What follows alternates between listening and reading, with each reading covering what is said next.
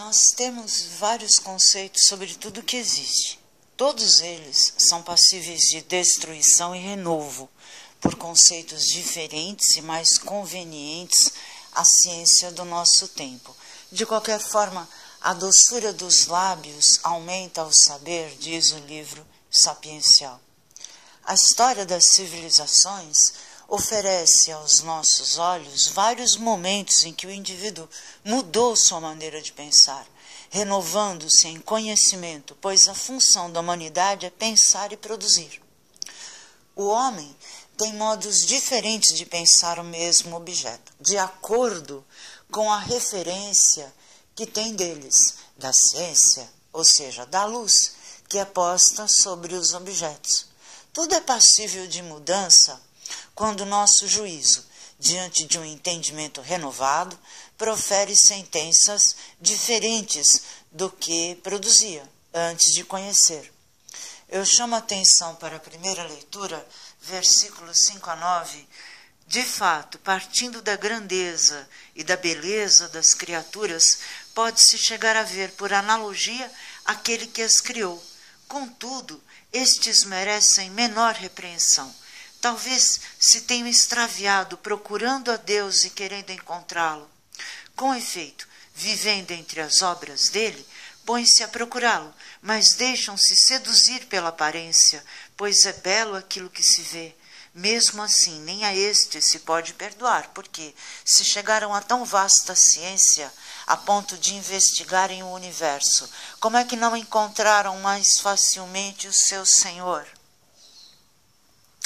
Se a beleza e a harmonia da natureza não levam ao Criador de tudo, porque essa beleza e essa harmonia são coisas perecíveis, o rosto desfigurado de Jesus ensanguentado conclama o nosso juízo a repensar seus conceitos de acordo com a imortalidade e a ética, através de sua ressurreição. Mais uma vez, Jesus demonstra porque ele é o complemento da lei. Em nosso estudo das leituras da Santa Madre Igreja, cada conceito nosso é um indivíduo, um súdito, morador da terra, que é a nossa alma. O céu é o entendimento dos conteúdos. A água é a consciência que nunca estaciona, como um rio, ou água turbulenta, como pode ser o mar às vezes. E a palavra de Deus, ora é a semente plantada na alma, ora o sal, ora ela é silenciosa. A reflexão é o firmamento, é a voz silenciosa de Deus, como é silenciosa a nossa reflexão, porque nós somos feitos à imagem e semelhança de Deus.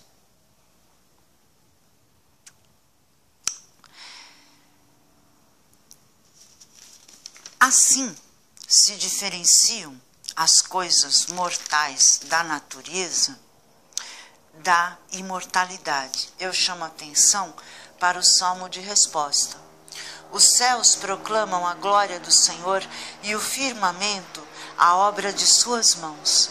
O dia ao dia transmite esta mensagem, à noite publica esta notícia. Não são discursos, nem frases ou palavras, nem são vozes que possam ser ouvidas. Seu som ressoa e se espalha em toda a terra, chega aos confins do universo a sua voz. A noite aqui é uma espécie de graduação do conhecimento.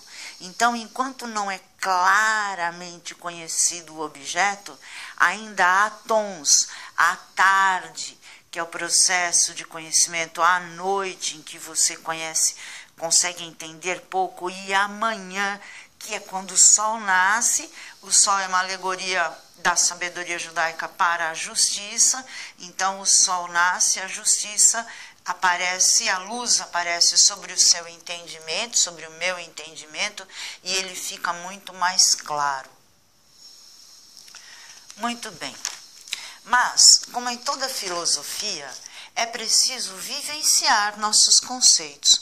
A imortalidade é colocada diante do número ilimitado de ideias que são os nossos súditos da nossa alma, que fazemos nela. E essas ideias, esses preconceitos que temos, são obstáculos para a compreensão e vivência do conceito de imortalidade mesmo.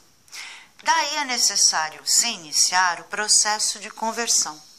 Se antes nós só apreciávamos os dados sensíveis, como trabalho, comércio, casamento, comida, bebida, e nós tínhamos um conceito mortal sobre eles, agora tudo se renova pela destruição da referência que tínhamos dele. Agora a referência é a imortalidade. A alegoria da história de Noé é também esta. Quando a água da consciência, tempestade turbulenta, chegou à alma, Noé e alguns conteúdos, ele próprio sendo a alma, alguns conteúdos tidos na memória, entre eles o conceito de que nós recebemos os dados da natureza como os animais, e que nós somos animais racionais, ele coloca os animais dentro da arca. Então esse conceito, esses pensamentos se mantêm para manter a cultura e a sabedoria. Esses conceitos se salvaram, enquanto todos os outros conceitos eram destruídos. A alegoria de Ló também é esta. O conceito de justiça e de mortalidade de Ló fez com que ele abandonasse conteúdos perversos de sua consciência que estavam na alma, que rapidamente reagiram em ira, que é o fogo e o enxofre, mandados por Deus. Ao olhar para o passado, o sal da palavra petrificou uma má consciência e Sodoma e Gomorra foram destruídas. É o processo de conversão íntima. Enquanto em Noé se salvavam alguns conceitos, no segundo caso, em Ló, se abandona um comportamento. E assim é a conversão ao Filho do Homem. Abandonaremos conteúdos maus e ficaremos com os bons, porque a conversão é diária. Na vinda factual do Filho do Homem acontecerá a mesma coisa. Então, os conteúdos que estiverem no juízo de imortalidade não se voltarão para trás porque tudo é novo. É uma vida cheia de preconceitos que não deve ser preservada. E assim, reformulando-nos, ganharemos a vida eterna. Eu chamo a atenção para o Evangelho de hoje, segundo Lucas. Naquele tempo disse Jesus aos seus discípulos: como aconteceu nos dias de Noé, assim também acontecerá nos dias do Filho do Homem. Eles comiam, bebiam, casavam-se e se davam em casamento, até o dia em que Noé entrou na arca. Então chegou o dilúvio e fez morrer todos eles. Acontecerá como nos dias de Ló. Comiam e bebiam, compravam e vendiam, plantavam e construíam. Mas no dia em que Ló saiu de Sodoma, Deus fez chover fogo e enxofre do céu e fez morrer todos. O mesmo acontecerá no dia em que o Filho do Homem for revelado. Nesse dia, quem estiver no terraço, não desça para apanhar os bens que estão em sua casa. E quem estiver nos campos, não volte para trás. Lembrai-vos da mulher de Ló. Quem procura ganhar a sua vida vai perdê-la, e quem a perder vai conservá-la. Eu vos digo, nessa noite, 2 estarão numa cama, um será tomado e o outro será deixado. 2 mulheres estarão moendo juntas, uma será tomada e outra será deixada. 2 homens estarão no campo, um será levado e o outro será deixado. Então, um tipo de conceito, 2 homens estarão numa cama. Um conceito será tomado e outro será deixado. Um espírito será tomado e outra porção de espírito será deixado. 2 mulheres estarão moendo juntas. Uma consciência será tomada e a outra será deixada. De acordo com a referência, com a destruição de conceitos que se tem na alma. Na véspera de sua paixão, Jesus tomou o pão e disse: este é o meu corpo. Do mesmo modo, ao fim da ceia, ele tomou o cálice com o vinho e disse: este é o meu sangue. Quem comer da minha carne e beber do meu sangue terá a vida eterna.